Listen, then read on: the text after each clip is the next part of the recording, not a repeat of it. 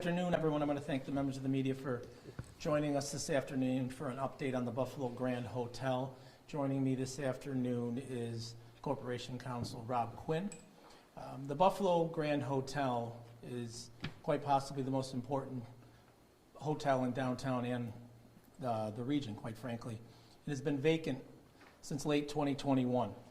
In June, I announced that the City of Buffalo would invoke Article 19B of New York's Real Property Actions and Proceedings Law to certify the Buffalo Grand Hotel as abandoned and begin steps to obtain the building a clean title to the property.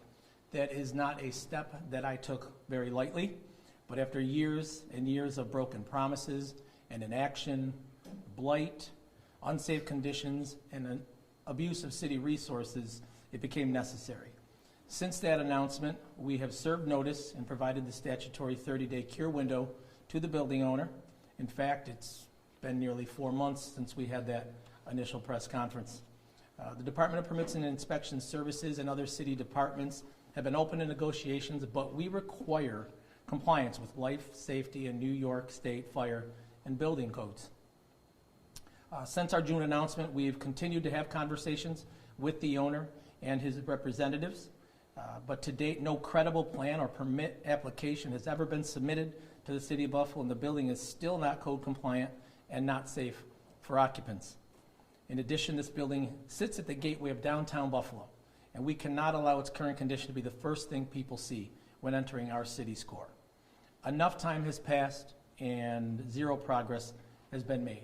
At the end of the day, we cannot, and I will not, allow landmark properties like this to sit idle and deteriorate, causing blight, grass that is waist high, squatters in the building, signs of neglect, especially when this building could become and be curing one of the biggest problems we have in downtown Buffalo, and that's a lack of hotel rooms.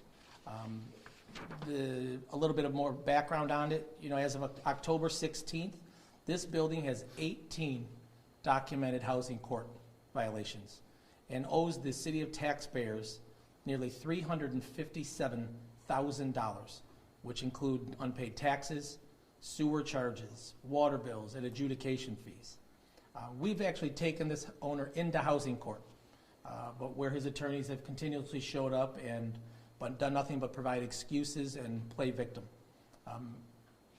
And I've heard some of the narrative out there from the owner about how this isn't his fault and maybe the city has been to blame a little bit, but just for additional information, the owner of this property also owns 356 Fugeron, the abandoned Wonder Bread factory, which has 11 open code violations and currently owes the city taxpayers $100,000 in unpaid taxes, sewer, and user fees.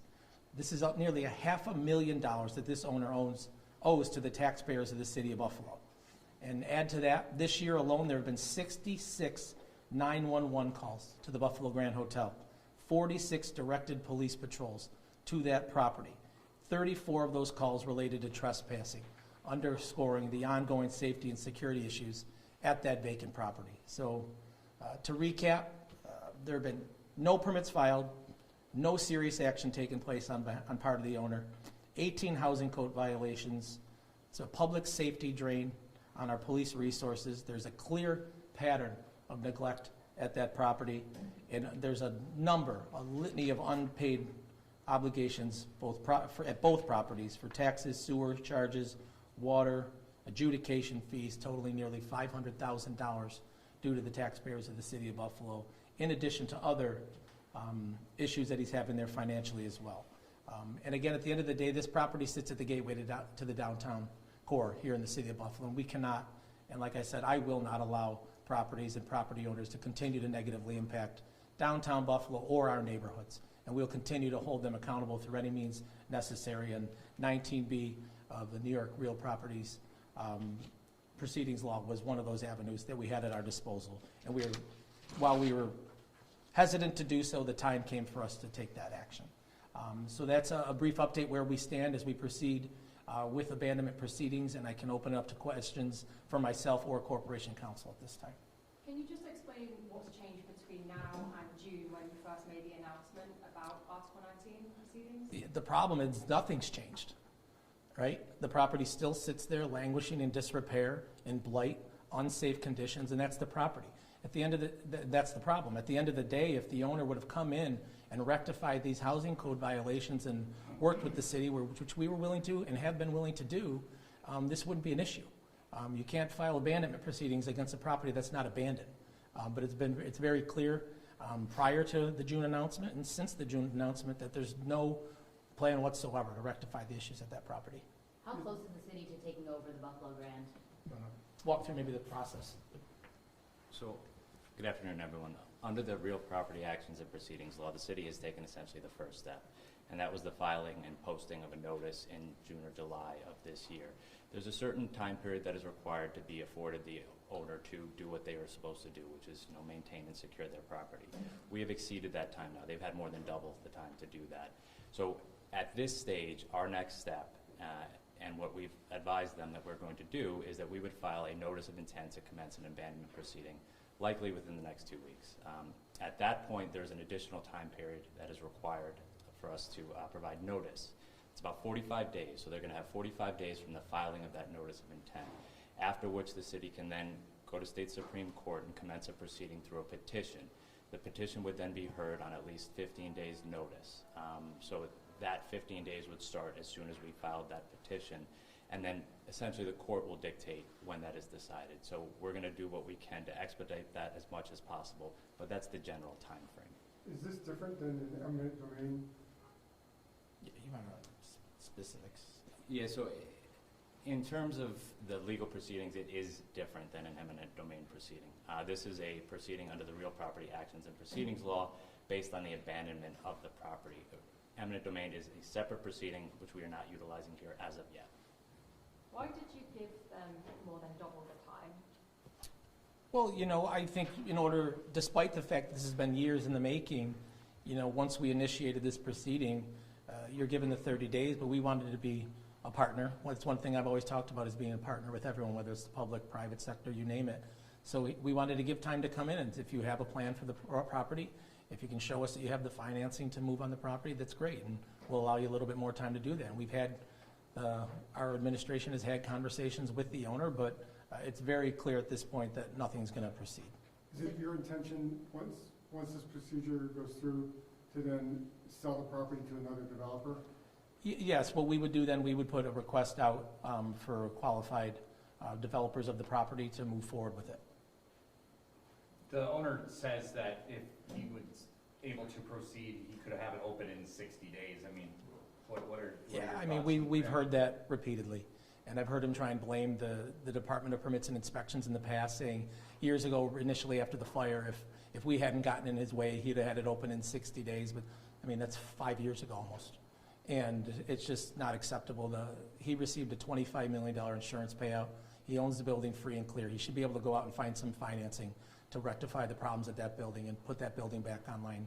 It's nearly 500 hotel rooms that the city of Buffalo can utilize. And I saw a story come out today where he claims he's going to aggressively fight the city of Buffalo on this. What I wish he would do is go over to the property and aggressively clean it up. Will the city end up paying him the fair market value for the property should you be successful in this procedure? Under the abandonment proceeding, there is not a requirement to pay fair market value. Have you used this proceeding, this Article 19, with any other commercial properties in the city? It's my understanding we have not initiated anything with Article 19B before. We've used other legal action and other things at our disposal, but I don't believe we've ever used 19B in the past. That is correct. There are two sections under which the city can proceed, 19A and 19B. 19B is a more recent proceeding which only applies to commercial properties. This is the first time we are utilizing that, despite the fact that we have and are utilizing 19A in different proceedings. Couple more. Has the property come close to reaching a point of no return?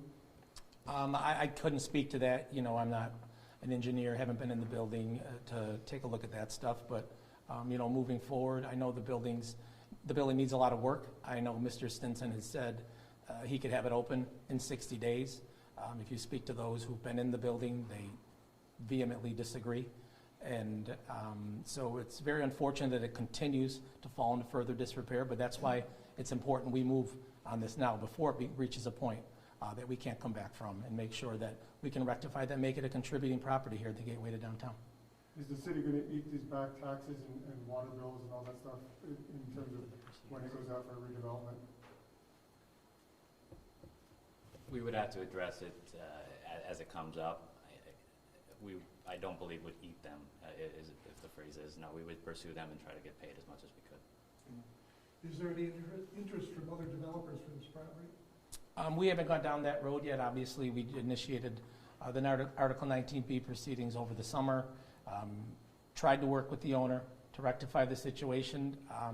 Like I said, that's not a decision that I arrived at lightly to initiate these proceedings.